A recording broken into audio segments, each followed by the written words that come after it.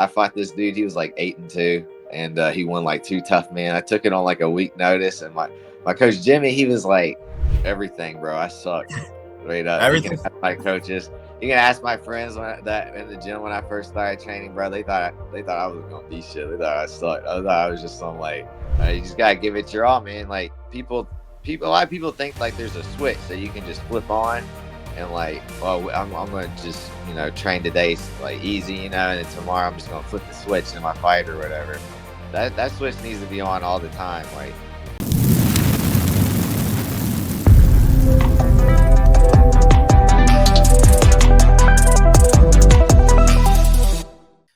All right, guys, this is Crazy Kev here, and I'm here with Cam Teague. Cam, how we doing? Doing great. How about yourself? I'm doing good, man. I can't complain. And Cam, man, you just had a big win against Austin Lingo. I mean, talk us a little bit more about that performance and what's maybe next for you, my man. Pretty tough fight, as you could see if you watched it. Hectic first round, but second round I took over and I did what I normally do. So yeah, it was a big win, and hoping for big things from it. My management said like it is going to open the doors for more opportunities, which it has. So I think we're at the top of the list for a late notice call, short notice, however you want to say it, or somebody gets hurt in Contender Series. Hopefully they give me a call. That's the goal right now. Nice. That's definitely awesome, man. I definitely hope you get that call pretty soon. I mean, speaking about getting a call on short notice, I mean, before that fight, I mean, you fought a guy on 24 hours notice. I mean, would you do something crazy like that if the UFC offered it to you? Oh, yes, sir. I would. No doubt about it right now. If somebody got hurt on Contender Series or a fight and I had to fly out tomorrow, weigh in and fight, I'd be ready to do it. Let's go. No, that's definitely awesome, man. Pretty cool. So when it comes to that last bout, when you fought that guy on 24 hours notice, I mean, what was kind of going through your head? I mean, how do you kind of prepare for somebody like that?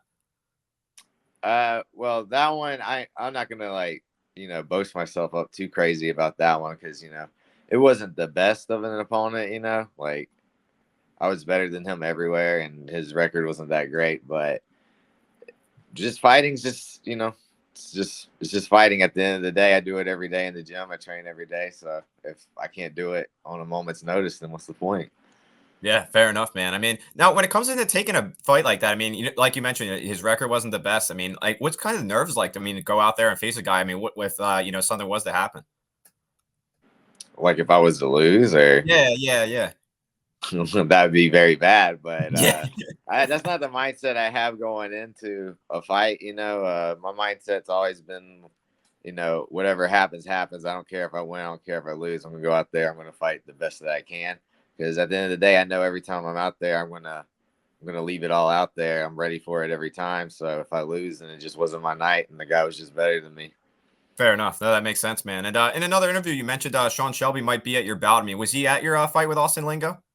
No, Oh, it's a common thing that they say somebody's gonna be there and then they're not. Like we had this big event a couple years ago. My coach Mike was fighting. Dana White was supposed to be there and stuff, and they weren't there, but it was on Fight Pass or whatever. So I think it's just like a way to get you to show up and perform.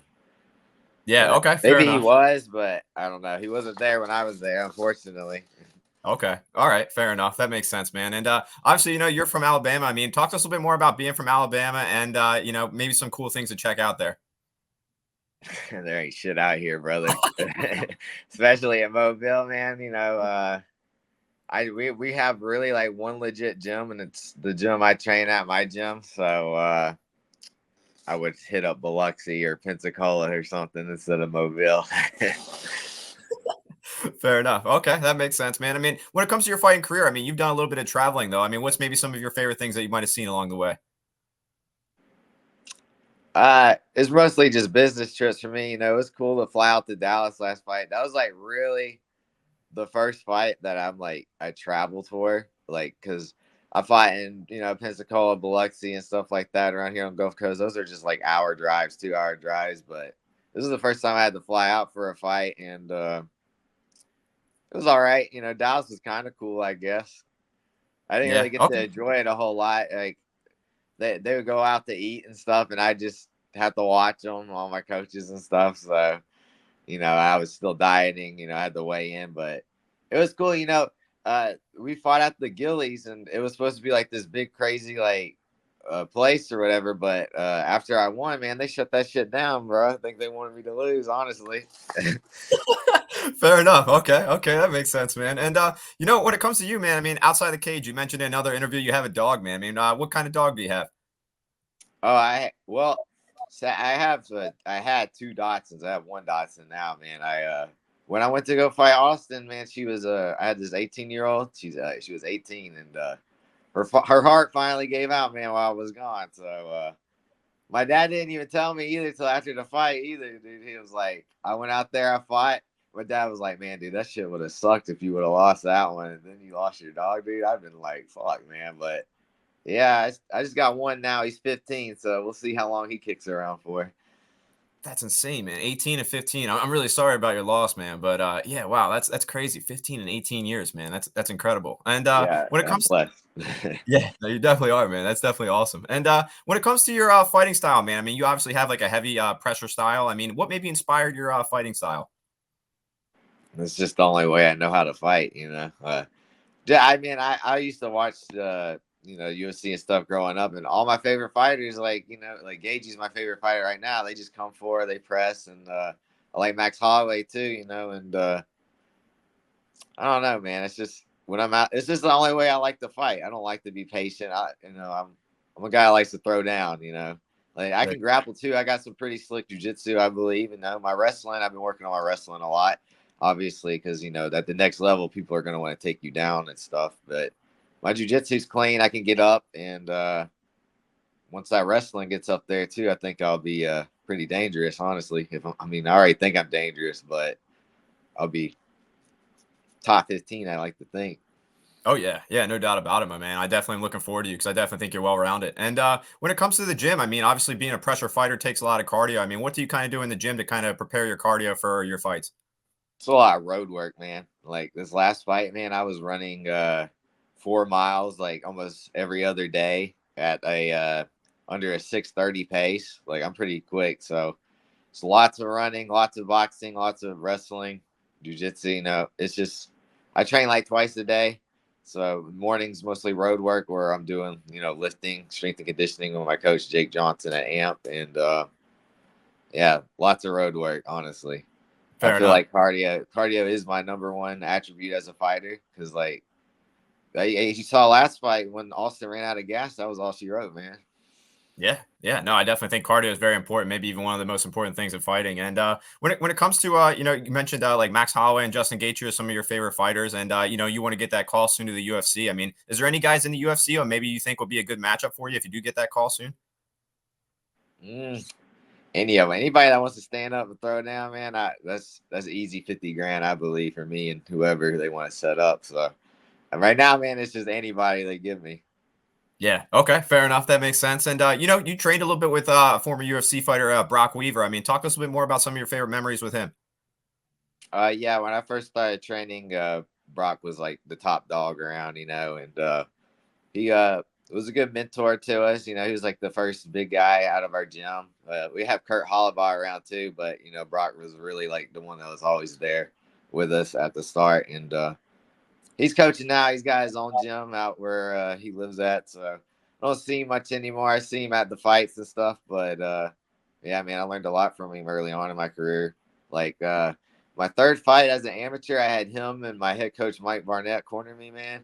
I fought this dude. He was like 8-2, and he won like two tough man. I took it on like a week notice, and my coach Jimmy, he was like, "Oh man, dude, you shouldn't take fights like that without talking to me first, but I'll let you do it." I think it was supposed to be like a lesson for me not to do shit like that, but I went out there. It was like last fight, honestly. I haven't been in a fight like that in a while. Like last fight, we threw like 50 punches the first round. Dude got tired, took his back, choked him out. So it was a big win for me early on in my amateur career. And that's when I was like, yeah, I can out tough these guys, but I want to outskill them eventually.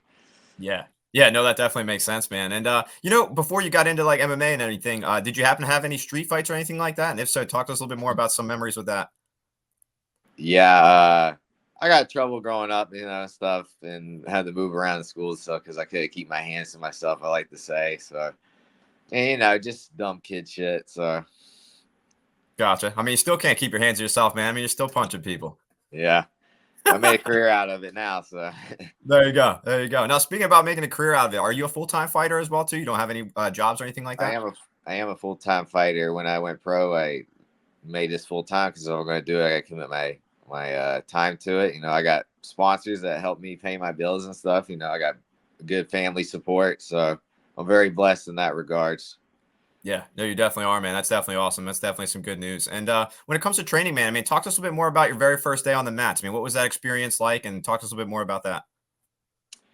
My first day, it was like a Friday. It was like an open mat, and they just threw me out there. I remember I had this. Oh, we used to have this fighter in our gym. He doesn't fight anymore, but his name was Aaron Dearman. I looked up to him too when I first started training, and he was like my first role and stuff. And we had Jacob Jeffers, a black belt in our gym, and those dudes they subbed me like 8 times, 10 times. Like I was like pretty, dumb, I guess. I was like a 19-year-old kid, so and I've played sports my whole life, so I went like really hard, and they fucking trashed me, and that's when I was like, after that, man, I was like, I want to do this. Like I could do that. So I loved it, man. Yeah, no, that's awesome. And when you were training and stuff, and you were first kind of getting the hang of everything, I mean, what was maybe some techniques that maybe were kind of a little hard to master in the beginning? Everything, bro. I sucked. Straight up. You can Everything. ask my coaches. You can ask my friends that in the gym when I first started training, bro. They thought I was gonna be shit. They thought I sucked. I thought I was just some like tough guy. But then I had my first amateur fight, and I listened to everything my coaches said. Like they yelled out and stuff. I threw a bunch of leg kicks. I was wrestling hard. This is like they were all surprised then after my first amateur fight that I listened the best, better than like most of the pro fighters in the gym. So I don't know, man. Well, that's important. The coach is always like that, man. And with you mentioning, you were fighting on the amateur scene. Is your tapology correct? Is all of your amateur bouts in there? Nah, it's missing two. Well, I'm Okay. really 8-2 as an amateur, but I did drop my last one. Now, why is that? How come it's not like fully correct? Do you know? Like how do you update it? I guess is my question. I'm not sure. I think some promotions just aren't like in tap with it. Like my coach Mike, I'm pretty sure like two of his pro wins aren't even on there. So Oh, okay. That's weird. yeah, Yeah, I was trying to figure out if you guys controlled it, the fighters, the promotion. So that's definitely an interesting it's like thing. it's a promotion. I think it's like a promotion and commission thing. I don't know. All my fights are on there, and all my pro ones are obviously. So that's There you all that go. matters to me. The pro ones. We get at this point, amateur is just in the past. Yeah, no, I definitely agree, man. And speaking of amateur, I mean, what was maybe the biggest difference between fighting the amateur scene compared to the pro scene? Um, well, at first, honestly, I felt like okay. So at the end of my amateur career, I was fighting like the toughest guys around. Like my amateur career was way harder than probably most people's, and my first like 3, 4 pro fights, man, I was like these guys. I'm getting paid to beat these guys. I was getting fucking in wars with guys for free when I was an amateur. So I don't know. I think my amateur career, just having all those tough fights as an amateur, really helped me to be a pro and excelled me faster than probably most. Yeah, no, I definitely think it has, man. And getting back into training, I mean, what's maybe some of your favorite memories that you've had in general when it comes to just training? I'm not sure. We have obviously a lot of like UFC fighters come down and train and stuff. And I don't know. I went down to Killcliff. I had fun down there training with those guys. Lots of elite talent down there for a week with Kurt. And I say that was pretty fun. Yeah, no, it definitely sounds fun. Were you starstruck meeting any other fighters? Nah, just Robbie Lawler because that was Robbie like Lawler. he's top 3 for me. No, that's awesome, man. Definitely pretty cool. And when you're at Killcliff, I mean, what was maybe the difference, or what was maybe some cool things you maybe picked up when you were training there?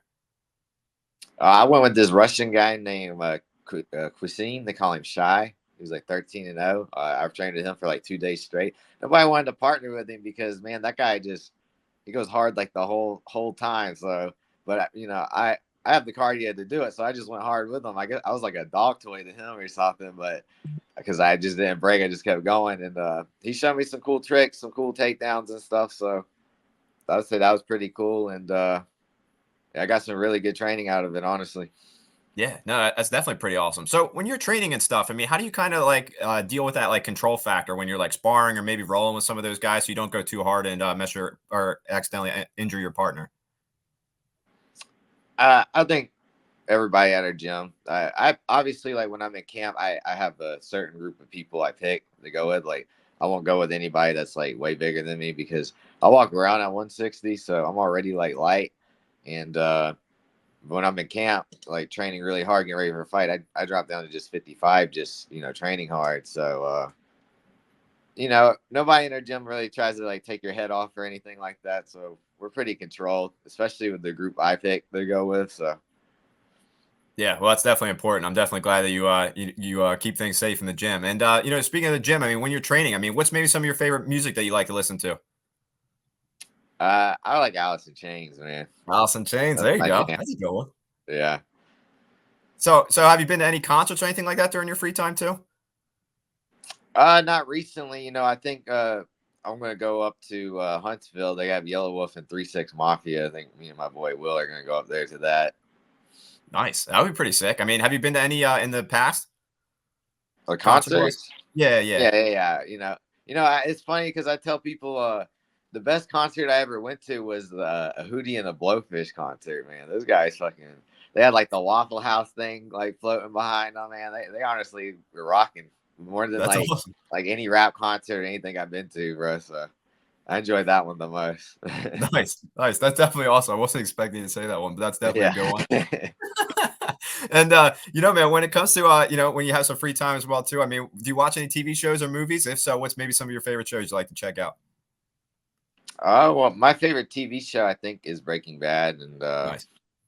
right now I'm watching Dexter because I never seen it. My friend Will told me about to check it out, so I'm like just finished season one. I don't know if you Nice. ever seen it. No, It I haven't. I haven't seen it myself was either. pretty good, honestly. It had some like cool twists and stuff, but Nice. Okay, fair enough. That's definitely pretty cool. I'll have to check it out. I'm so behind when it comes to movies and TV shows, but I definitely like to ask you guys that just so I can kind of get ahead of my game too. And when you mentioned trying to get that fight into the UFC, you were trying to get like a short notice call or whenever they kind of want you. I mean, is there any certain date on maybe when we can maybe see you back in the octagon in the future? next week if they want me to. Like I'm good, man. I'm healed up. My eyes all healed up. I was a little swollen like a little chipmunk after my last fight, but Austin hits pretty hard, and I let him hit me a couple times pretty hard. So I'm ready, man. I'm back training. Like today, I'm back. Like today's like my first like real day back, but Nice. I'm good to go. They said like if I don't get a call here in like the next 2 months, I might fight in November again for Fury. Whoever they can find up. I'm trying to fight, somebody tough again, somebody that's going to help propel me to the next level. So I'm sure they'll find someone, and my manager is going to talk that through. But yeah, anytime the UFC needs me in these next 2 months, till then, I'll just hit my line. I'm even That's like right. willing to go to 170 if I have to. There you go. That would be awesome, man. Like I said, I hope they give you that call, man. Because like I said, I know the UFC loves these kind of guys. I think it's only a matter of time for you, especially with such a great record and your fighting style, my man. And Yeah. one thing about me is I'm a Taekwondo instructor. I've been teaching for 6 years, and I've been training for 19 years. So I love martial arts and love what I do. And with all the guys I got at my gym, what advice would you give to them to keep on coming into the gym and to get better and better every day? You just gotta give it your all, man. Like a lot of people think like there's a switch that you can just flip on, and like, well, I'm gonna just train today like easy, and then tomorrow I'm just gonna flip the switch in my fight or whatever. That switch needs to be on all the time. Like the way I fight is the way I train all the time. So just go hard every day. Have that switch always flipped on. There's no flipping it off.